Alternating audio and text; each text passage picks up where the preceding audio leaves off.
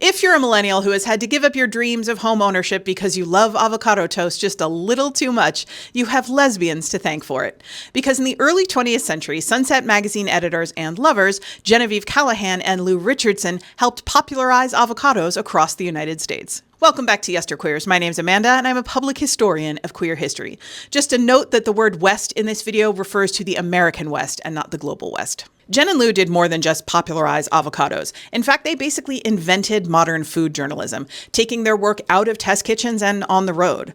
They called their trips Pacific Coasting. Jen and Lou would motor up and down the Pacific coast looking for the freshest, the most delicious, the most unique foods that the West had to offer. In a May 1933 issue of Sunset, Lou described their trips this way. Miss Callahan has never been able to see a man with a string of fish without finding out just where he caught them and how his wife will cook them when he gets home. She cannot pass a rancher's roadside stand without stopping to chat with the rancher's wife about lye peeling of peaches and the uses of pomegranate juice. She never eats a Western specialty in a restaurant or hotel without asking the chef for his recipe, all of which slows up our traveling appreciably.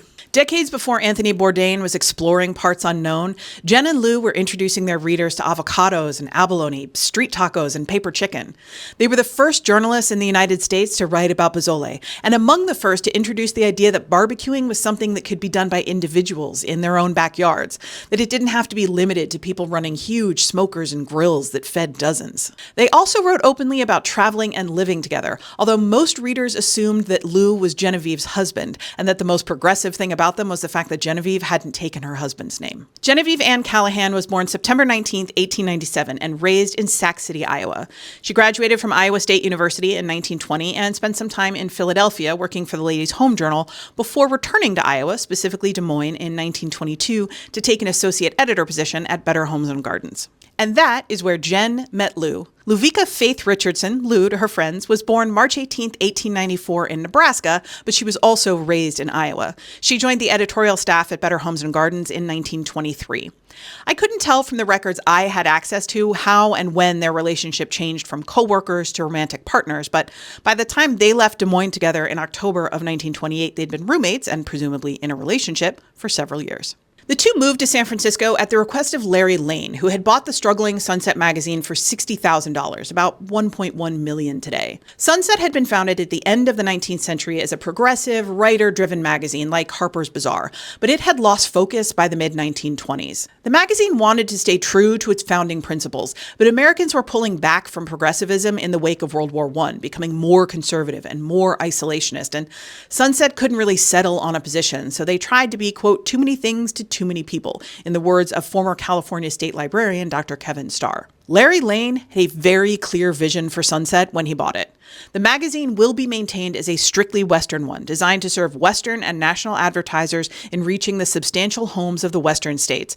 Editorially, a large portion of the magazine will be devoted to the home and outdoor life of the West. Jen and Lou were hired to make that vision a reality, and from their first issue in February 1929 to their last in May 1937, they did exactly that. They oversaw the entire magazine as its editors, but their food journalism is what's had the most lasting impact. Jen and Lou's quietly subversive coverage of Western food culture introduced their mostly white, middle-class American audience to Mexican markets and Armenian restaurants, to tofu and blood oranges and dozens of other foods and flavors.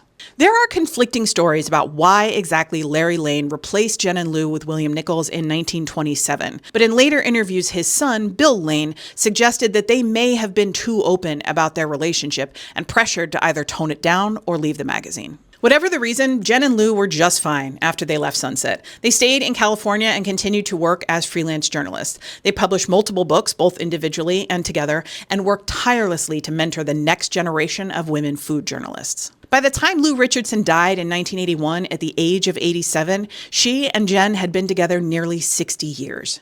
Genevieve followed her in death less than 2 years later, at the age of 86. That's it for today. As always, more information, including sources and further reading, is available in the usual place.